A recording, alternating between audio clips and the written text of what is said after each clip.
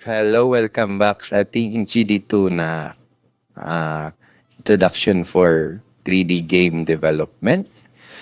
So, last natin na ginawa is nakakapag-upgrade tayo ng tower. Like for example, dito sa ating demonstrate, sa game natin, pag-click natin, then nakakapag-upgrade tayo, di ba?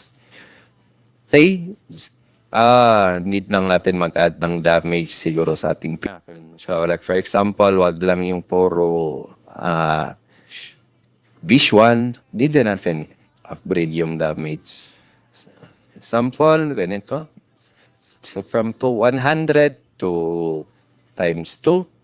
Ito naman is 300. Is 350. Try natin. Prestige. And then, upgrade natin. So, ganyan yung damage siya.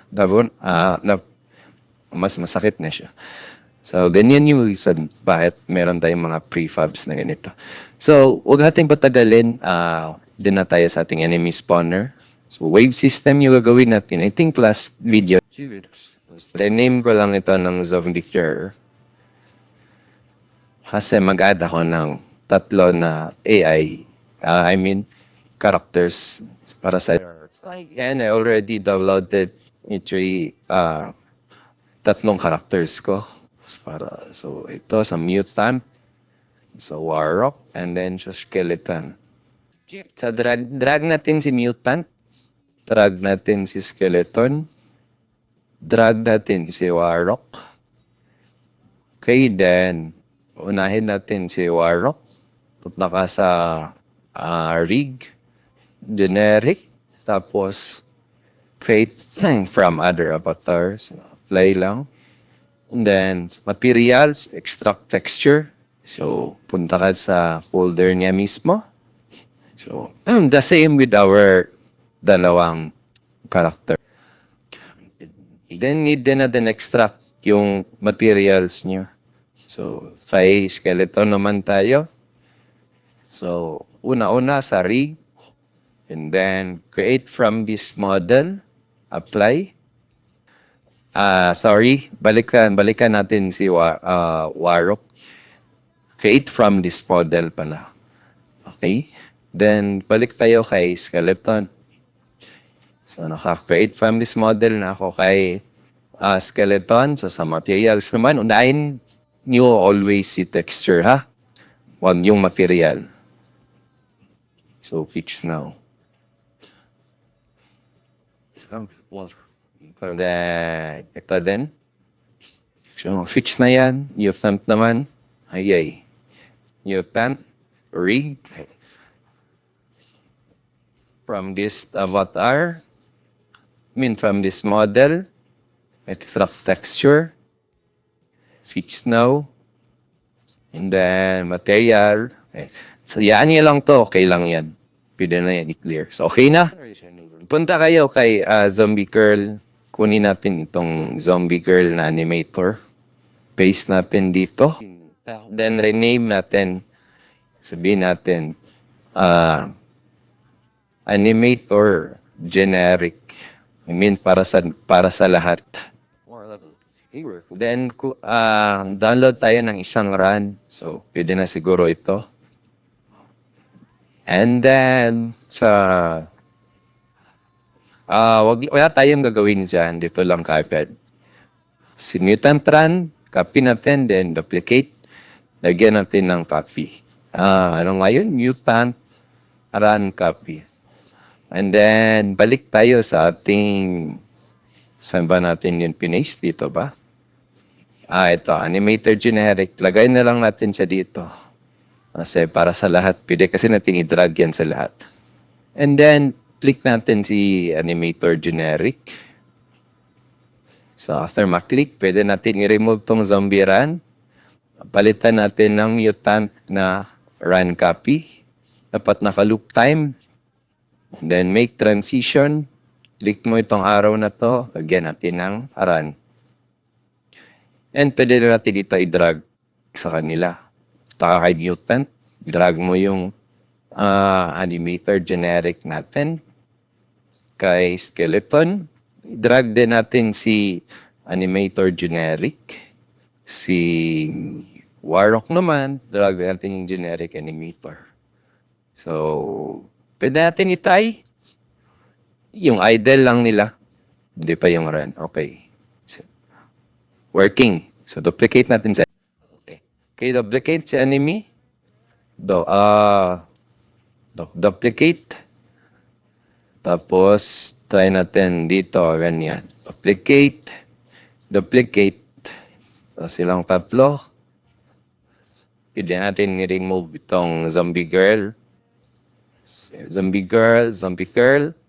Then, drag natin, for example, si enemy 1. So, mutant, si skeleton sa enemy 2. Si Warrock naman sa enemy 3.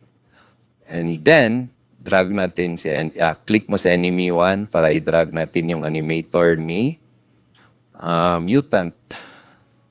Tapos si enemy 2 naman, drag natin yung animator ni skeleton zombie. Si enemy 3, drag natin yung kay Warrock.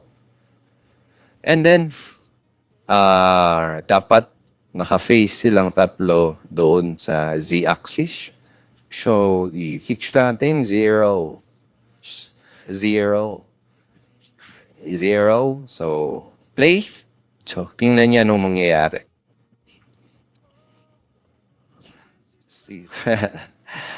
Think nagbabag. Check natin Bakit parang weird? Yeah, we forgot to zero our child na mga character. So, click mo sa enemy 1. Then si mutant, dapat naka-0 kasi yan. Pwede dito, si skeleton zombie, 0. Si Warrock, 0.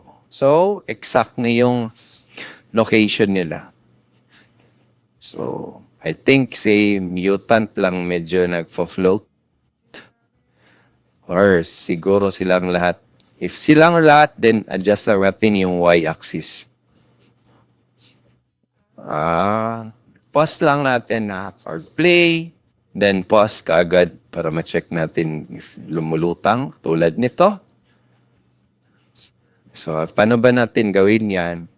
Drag lang natin si mutant. Ganyan. So, I think negative 2. Negative 0.2. Ayan. And then, I think silang lahat. So, stop. Pati silang lahat. Touch na. Okay lang yan. Kasi pag once na nag-play, parang lulutang kasi sila. I think yung isa, si Warrock masyadong mababa. Or 0, maganda is 0 lang sa kanya. Then, play natin.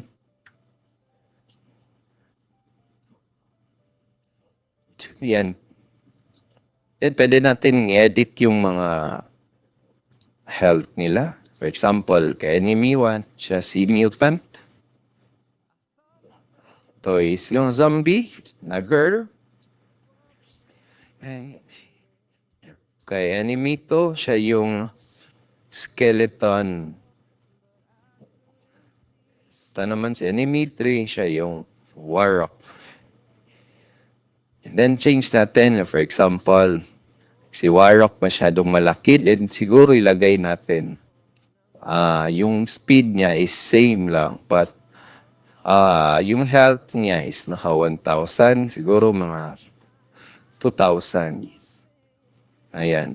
Then skeleton, siguro health niya nasa mga 300. 300? No, 400 na lang. Tapos, medyo mabilis siya ng 5. 150, then 10 yung acceleration. Tapos, si mutant naman, ang health niya is 700. Tapos, ang pakbo niya is 4. 4.5 siguro. Then, 150, 8. Tapos, si zombie girl, ang health niya is nasa 800. 300 na lang. tapos ang speed niya, okay na yan. So, like for example, sa wave 1, ito yung mga zombie, ganito yung mga mas, I mean, nas, ano ba tawag dito? Nas-postpone, anong tawag ng other na term, but yeah, yun na yun. Then, next video na lang tayo para mag-program. Okay, yan lang. See you sa next video.